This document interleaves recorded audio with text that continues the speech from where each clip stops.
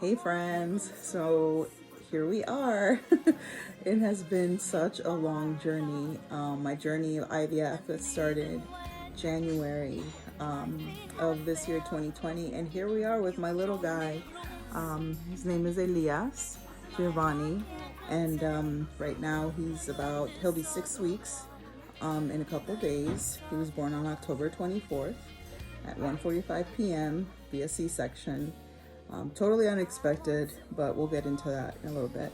But this will probably be one of the last videos that I do in regards to my treatment, which I'm just so thankful for the Lord and his hand over my life and how he just sought me through this whole entire journey.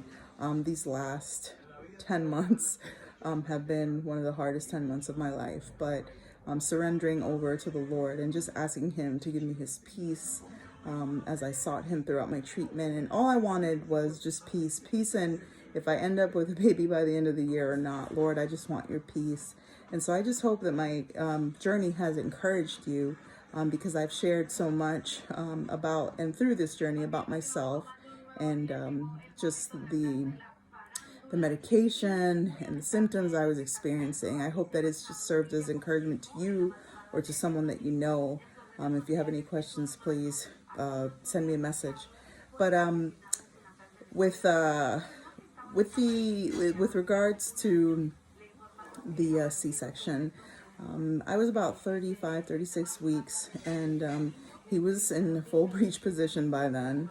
Actually, he was like half breech, like one leg was down, the other one was like covering his face. And so we waited to see if he'd turn, and if he wouldn't turn, then we'd go into have an external cephalic version, also known as the ECV, also known as a manual turn. When the doctor turns, basically grips your baby from the outside of your belly and turns them.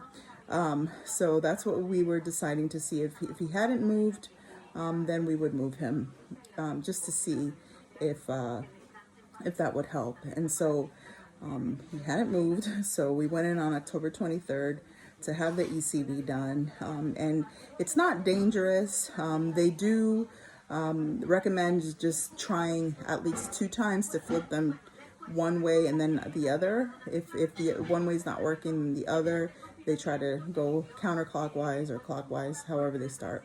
But no more than that, because you don't want to add any more stress on the baby. And so they're monitoring the baby while they're doing that. And then they're also doing ultrasound after they move him a little bit just to see how he's doing, which is really interesting because I had already been having contractions, but I was feeling something, but more tightness. But it wasn't just something like, oh my gosh, I think I'm going to lose this baby. But anyways, I will share a little bit of video in between here, and I'll just talk right now as if you're watching the video, because you are. So the doctor, she tried to move the baby counterclockwise first, and as you can see, I was in excruciating pain. It felt like my abs were being ripped apart. I mean, this was just horrific pain for me. I had seen other videos to where some doctors were just turning the babies and the mom looked fine and she was smiling. But as you can see, that was not the case for me. I was in tears. I was shaking. I couldn't breathe. I felt like I was being not punched in the gut, but like impaled in the gut. And that's, as you can see, that's exactly what was happening. But I tried. We took a little break, took some deep breaths. My doctor encouraged me and told me I was doing a good job. And then I just said, okay, let's try again. And so she kept trying, and then had to take a little break and then started again, trying to move him. And I just couldn't take the pain anymore. So it was unbearable. So what ended up happening next was she went to go check to see what the situation was as far as like scheduling C-sections, because I live about, and at the time you're watching this, I lived about an hour and a half from the hospital. So she didn't want me to risk going into labor with a breech baby, or not having enough spaces, because they had I gave birth at a private hospital in London, so you have to schedule stuff because they only have so many rooms. But she came back in and let me know that, you know, there were a couple obstacles, and I already knew it. She was gonna ask me, hey, let's do this tomorrow, because that's really what's gonna end up happening, because we don't have space until next week, and that might be too late. So that's what ended up happening. And so we went in the next day, around 9 o'clock in the morning, got ready, and I tell you what, having a baby through C-section, via C-section, is very demanding on your body.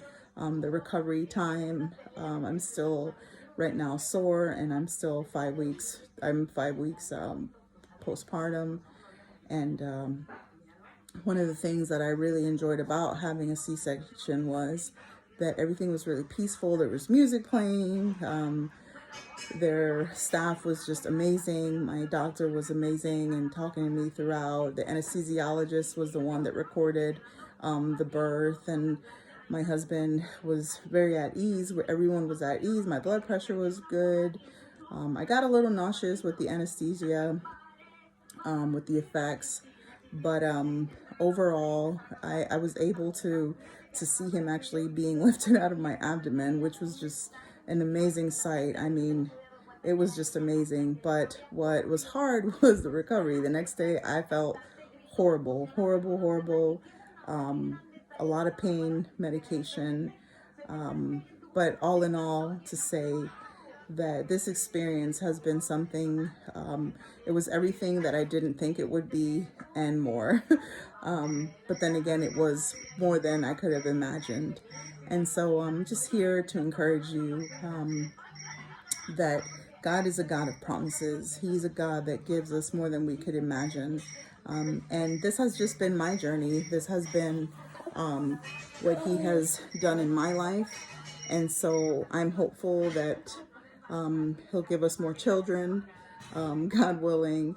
But for the moment, I am just in complete awe of who He is and what He's done over my life. And 2020 has been a very hard, trying, challenging year for all of us. It's been a new norm. There's been so many deaths. I actually lost a cousin earlier this year. So there's just so many things to be thankful for. There's so many things to walk in humility for, and to be humble. And one of the things that I've learned throughout this journey is contentment and peace. And really, that if I lean into the Lord and I just focus on what He has me doing for the time being, to be content in that. And that's been my source of motivation, I guess you could say, is, Lord, let me rest in being content in where You have me today. And so I know that things in life there'll be surprises. There'll always be challenges and trials and struggles. And right now, this was my struggle. And there'll be more. There'll be times where things are scary. There'll be times where, your kid, you have to take him to the hospital because they have a fever, or because something happens, or you're going through something, or your family's going through something. What I'm trying to get at is that the only thing that's promised in this life is the afterlife, right? Our death, where we all know that we're going to meet our Maker one day. But for right now, the point of all this is to live your life in the full abundance and glory of who God has made you to be.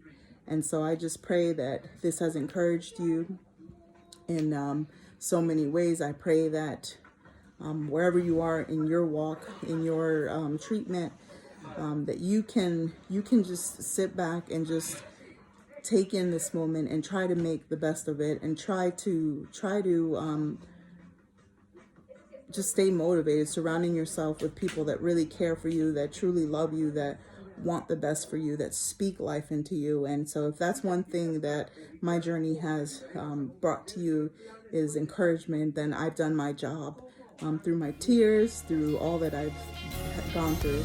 But for right now, I just thank you for allowing me to share my life with you guys, and I just pray that all goes well. God bless you, and have a good day.